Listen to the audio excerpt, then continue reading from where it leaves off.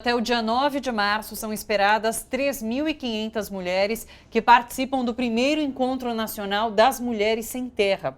O lema é Mulheres em Luta, Semeando a Resistência. Nós conversamos agora com a Kelly Maforte, que é integrante da Coordenação Nacional do MST. Oi, Kelly, seja bem-vinda, tudo bom?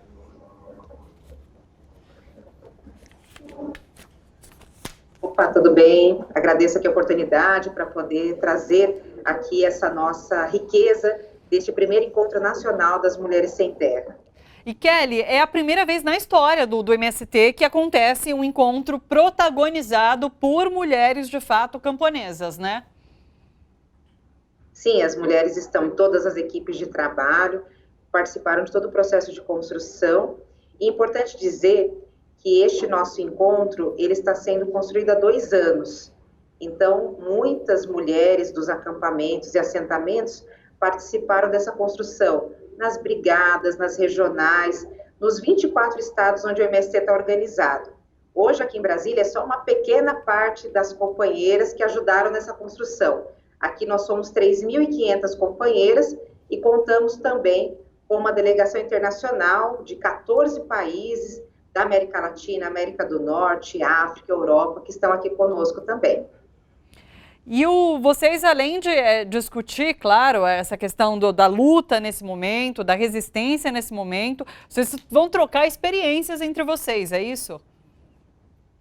Sim, o encontro, ele está bastante rico, né? Tem mesas de debate, mas também vamos ter um processo de oficinas, trocas de experiências, né? Imagina, temos experiências diversas no campo da educação do campo, né? Porque nós tivemos um problema de conexão, conseguimos retomar. Vamos ver se a gente consegue retomar, mas caiu por enquanto. Vamos tentar reconectar. Enquanto a gente tenta reconectar, a gente vai de volta para o nosso estúdio. Mas vou explicar uma coisa para vocês que estão acompanhando, porque vocês vão se assustar. Porque a gente está com o pessoal aqui do lado de fora, pode mostrar, inclusive, limpando as janelas do prédio. Como eu já até tinha explicado ontem, a gente está num prédio que tem outros andares ocupados. Provavelmente eles estavam limpando ali outros andares e desceram para cá. A gente não vai conseguir... eles não vão descer agora, então vamos ficar ali com o pessoal limpando a janela, tudo bem? Tudo bem por vocês também, meninas? Vamos lá. Eu lembro de um vídeo, acho que é do Instituto Polis, inclusive a gente já chegou a exibir aqui em outros programas, que retrata muito bem isso que você disse agora na última resposta, que é como a cidade trata de modo diferente quem mora numa região central e quem mora na periferia. E daí é muito interessante, porque é uma mulher branca que parece ser de classe média e ela leva o filho dela até a escolinha ali, volta para casa, trabalha de casa mesmo, depois vai lá, busca o filho de novo e, no comparativo, a mulher negra que mora na periferia, então ela deixa o filho dela com outra pessoa para cuidar, ela passa muito tempo ali dentro do transporte público para chegar no trabalho que é olhar a criança, os filhos de uma outra família. Então, e depois também perde um grande tempo no transporte público para buscar o filhinho e retomar e voltar para casa. Então é isso, a cidade, Natália, trata de forma muito diferente as mulheres também. E isso é isso que a gente precisa combater, de fato.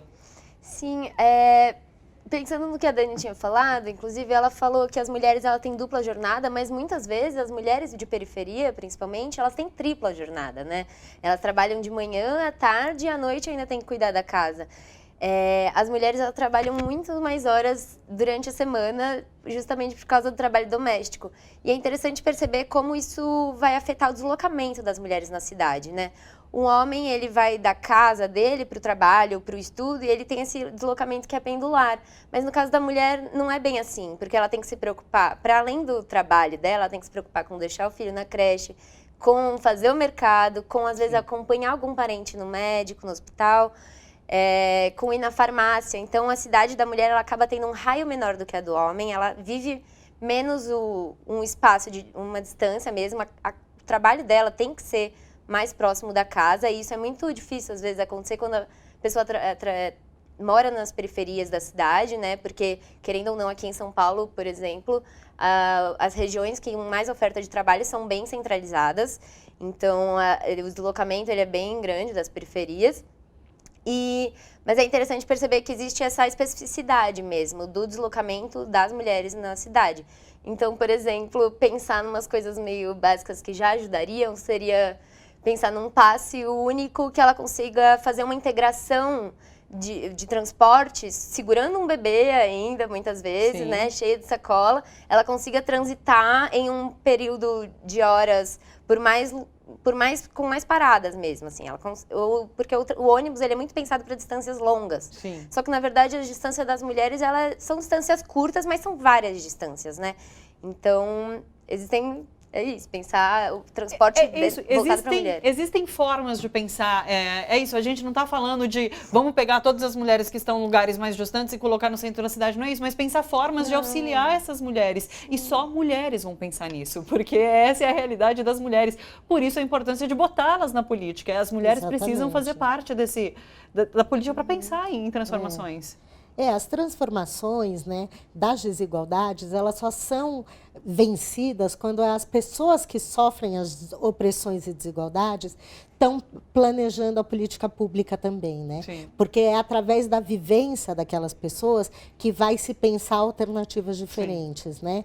De como fazer. E há possibilidades de fazer. É porque a gente vive num mundo tão estrutural de machismo, onde o mundo ele é composto e feito para o homem branco, que a gente imagina que essa é a realidade. E isso é uma das realidades possíveis, né? Existem outras realidades com plataformas diferentes e menos desiguais. Sim. A gente vai retomar agora a conversa com a Kelly Maforte, do MST, que está em Brasília. Oi, Kelly, está me ouvindo?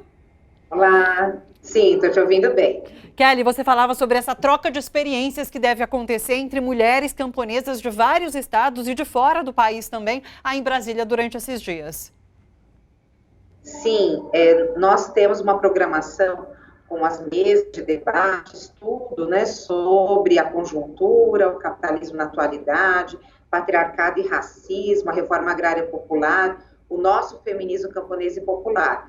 Mas, além disso, a gente tem um espaço dedicado a trocas de experiências. Nós temos muitas experiências que as mulheres estão à frente nas escolas do campo, né? Temos 2.000 escolas, os acampamentos e assentamentos, experiências na produção de alimentos saudáveis, de agroindústria, e são experiências na saúde, né? Muito diversas. Além disso, a gente também tem oficinas na quais as companheiras vão trocar saberes. Nesses 2 anos que antecedeu o encontro, muitas mulheres escreveram cartas para o encontro, mulheres que não puderam vir no encontro. A gente está fazendo a leitura coletiva dessas cartas e também nós estamos dedicando, né, um tempo no nosso encontro para essa diversidade cultural que está presente também, né, nas várias manifestações artísticas presentes aí com as nossas companheiras. Evidente também que o nosso encontro nessa conjuntura tem um caráter de luta. Nos somaremos às lutas do 8 de março, né? É esperado aqui em Brasília, né, um processo bastante importante de luta. Nos somamos com as outras lutas que vão acontecer no país e estamos muito motivadas para participar desse março, que deve ser um marco importante na retomada das lutas de massa do nosso país, seguindo aí as greves, né, as greves dos petroleiros e petroleiras. Vamos ter o 8, o 14 de março, 2 anos pelo assassinato aí de Marielle e Anderson contra as milícias, e nos preparando para o 18, essa grande greve em defesa da educação, essa manifestação contra a mercantilização da educação. Kelly, como as mulheres têm se sentido nesse momento? O que você percebe, pode contar para a gente, do sentimento das mulheres do MST? Porque, como disse a própria Daniele aqui, há um discurso que legitima, muitas vezes, a violência que vem acontecendo contra a mulher e um discurso que vem de autoridades públicas. Então, qual é o sentimento dessas mulheres do MST nesse 8 de março? Bom, nós temos um governo que comanda uma máquina de guerra dos ricos contra os pobres. Só que nós sabemos que quem está à frente, né, dessa guerra são as mulheres, LGBTs, negros e negras, né? E no caso das mulheres do campo, a violência é muito invisibilizada. São pouquíssimos os dados que traz essa realidade do campo, né? E nós sabemos que muitas vezes no campo, o pouco que existe de política pública chega muito precariamente. Muitas vezes regiões onde o celular não pega, então não pode fazer a denúncia no 180, delegacias especializadas para a mulher em cidades pequenas do interior não existe. Então, a rede de proteção social, ela é muito baixa no interior do país, especialmente no campo. Nós também temos uma cultura machista, né, que nós enfrentamos nos acampamentos e assentamentos também, e que nós estamos buscando formas coletivas de poder combater, além da denúncia, né, e da criminalização, que também é um caminho que nós utilizamos.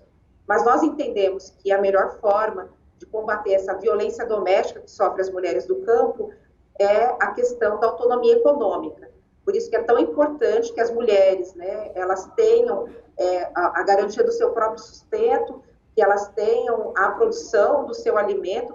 A gente precisa valorizar essa produção das mulheres, que muitas vezes é uma produção de quintal, mas é uma produção que nunca entra na ponta do lápis, né, na hora de fazer a conta da casa, né? Mas sem a produção das mulheres, que significa a criação de pequenos animais, o pomar ao redor da casa, a agrofloresta, a horta, dificilmente, né, a gente teria uma mesa farta nos acampamentos e assentamentos. Então, a economia do campo, ela depende do trabalho das mulheres, e muitas vezes é um trabalho invisibilizado, e nós precisamos, então, lutar por esse reconhecimento, e também de políticas que possam assegurar o direito das mulheres. Além disso, nós sofremos uma violência que é de Estado, uma violência também do latifúndio. Muitas mulheres são ameaçadas de morte, mulheres assassinadas, torturadas no campo. Nós tivemos no ano passado reintegrações de posse, despejos violentos, né, e com situações terríveis de assédio por parte de agentes da segurança pública, né, ameaças às companheiras na ponta. Então, nós precisamos denunciar essa dupla violência. Essa violência doméstica, os aumentos do feminicídio, mas também essa violência do latifúndio, do agronegócio e do Estado contra as mulheres. Perfeito. Kelly, sucesso para vocês nesse 8 de março. Força, não só nesse 8 de março, mas todos os dias. Obrigada pela participação. Eu que agradeço, um abraço para você e também para as duas companheiras que estão aí ajudando no entendimento, né, desse feminismo e da realidade da mulher na atualidade. Obrigada, um abraço e um beijo. Até mais.